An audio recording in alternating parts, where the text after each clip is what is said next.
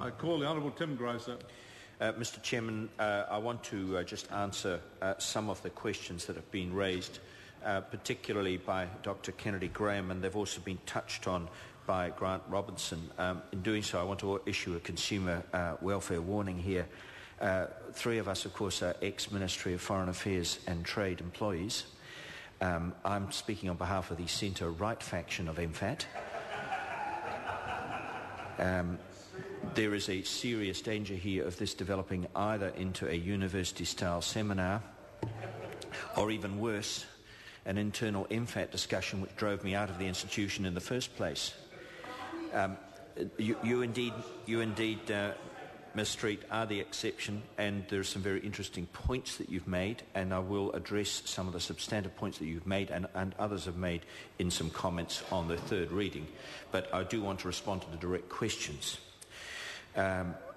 First of all, with respect to the distinction between static and dynamic effects of trade agreements, remembering my warning about turning this into an academic seminar, is there any evidence?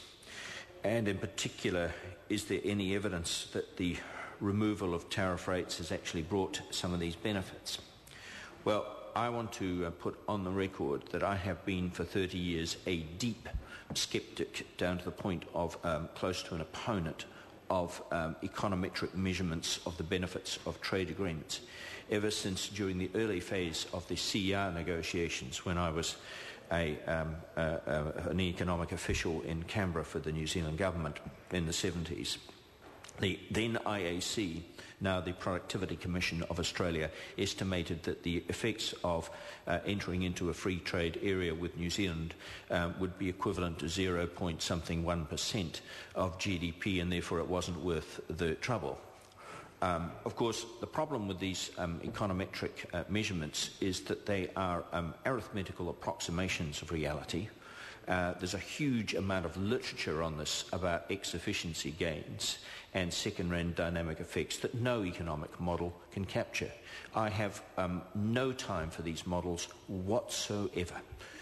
For example, if you look at any modelling that would have been done on the removal of tariffs in the 1980s and import licensing on textiles and clothing, you would have seen a sector that structurally in New Zealand was based on import substitution model and trying to compete on price with the added advantage of massive frontier protection.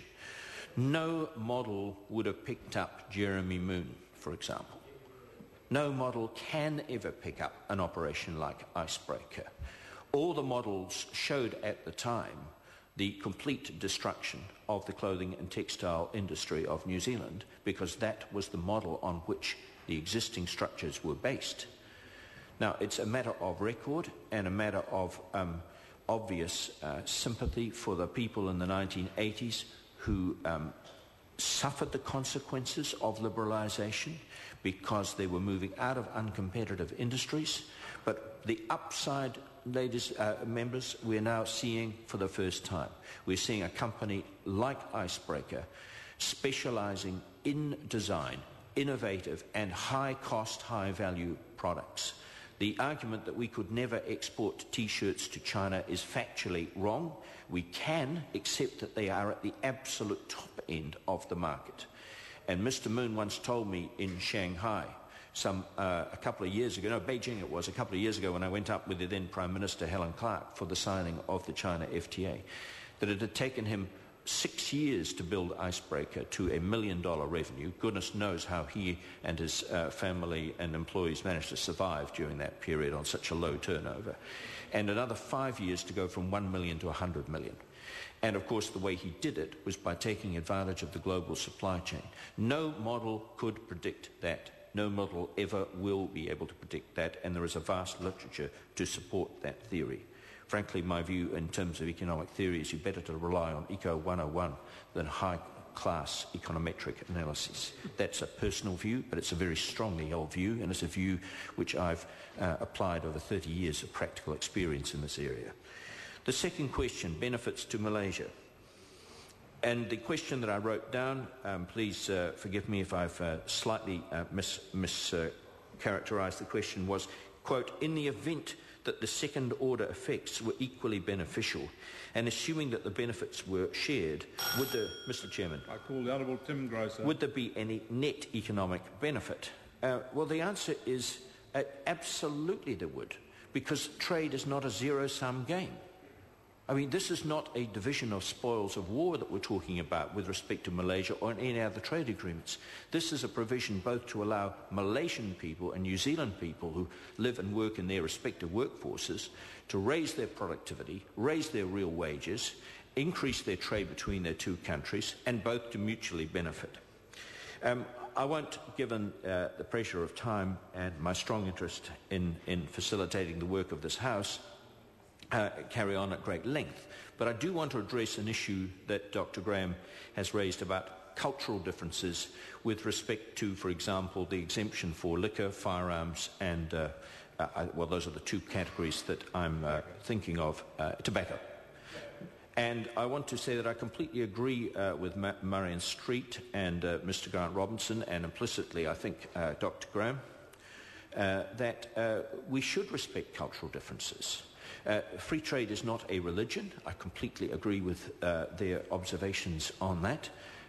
Free trade is there as a pragmatic means of enhancing welfare of people in New Zealand and the countries we trade with, and we should and do respect cultural differences. This has been reflected in almost all trade agreements from the GATT 1947 onwards, and while I have the privilege of being the Minister under the current government, I continue to exercise flexibility and respect for other people's cultural differences. With respect to wine in particular, the issue I think is best handled in the following way. We understand different societies have different cultural practices on alcohol, and I agree with Mr. Robinson, Ms. Street and others who have said that we should continue to do that. On the other hand, and I'm sure the members would agree, I don't want to caricature their positions in any way, that it's very important to protect a billion-dollar plus industry in New Zealand from discrimination in those markets with respect to other exporters of alcohol. So I think the balance here is, and I suspect the members would be fairly comfortable with this, is to try and ensure that in agreements like this, where countries for cultural and social reasons do not want to enter into internationally legally binding trade agreements, to secure side understandings that say, in the event that your policy were to change, in the event that you grant tariff concessions to other exporters of wine or alcoholic beverages, we would expect equivalent treatment. So it's based on non-discrimination, but still leaves the importing country, which will often be an Islamic country in this context, the full freedom of action to apply their own standards in terms of their societies. I think that's a perfectly reasonable position, and that's the position that I've adopted and will continue to try and adopt in the future. And just briefly on one of the last questions Dr. Graham put, have there been studies of the economic effects of removing tariff protection? There have been a truckload of studies, both done by previous governments and many academics and institutions like the NZIER, and fundamentally what they show is that we have suffered, of course, adjustment effects out of uncompetitive industries, and that's been, of course, difficult for the families of the people who have been displaced, but we've equally seen a huge growth in exports from industries that never would have arisen had we tried to freeze the structures of industry in place 25 years ago and never made any change.